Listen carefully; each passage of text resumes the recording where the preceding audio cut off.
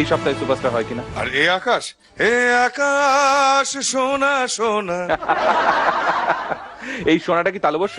দন্তেশ্বর, একদমই দন্ত। না, সোনা সোনাও লাগছে না ব্যাপারটা। আগের দিন যেটা শোনা হয়নি, মানে তালবস্য যেটা হয়নি, সেটা নিয়ে আমরা কথা বলেছিলাম, সেটা শোনা হয়নি। আজকে কিন্তু একটুখানি শুনেই ছাড়বো।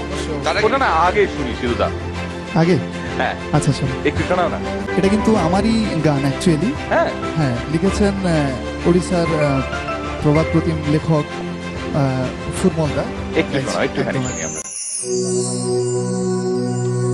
দিনি গিয়াম্মে কুকুমুতে মাতি সিদম হিজুয়া এগাতেরে তিসিদম হিজুয়া কয় গাইনি দিনে গে হরতা আম খাতির তে আম উহরতে জীবি বিকলকা এগাতেরে তিসিদম হিজুয়া কয় গাইনি দিনে গে হরতা আমাতাগিরে মেনায়া মিদুহ আমাতাগিরে মেনায়া মিদুহ আলম হিড়িয়ে এ গাতেরে তিসিদম হিজুয়া কয় গাইনি দিনে গে হরতা এ গাতেরে তিসিদম হিজুয়া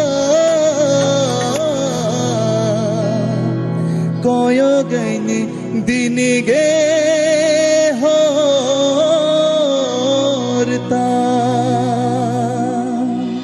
সব ঠিক আছে, কিছুই ন বুঝিলাম। শুনে খুব ভালো লাগলো, কিন্তু মানেটা যদি বুঝিয়ে দাও।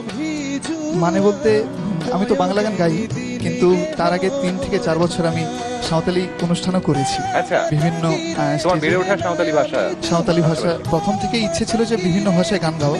তখন যখন দেখলাম যে বাড়ির পাশেই একটা সম্প্রদায় ওনাদের গান নিয়ে আছেন, তো ওই গানটা গাওয়ারও একটু ইচ্ছে হলো।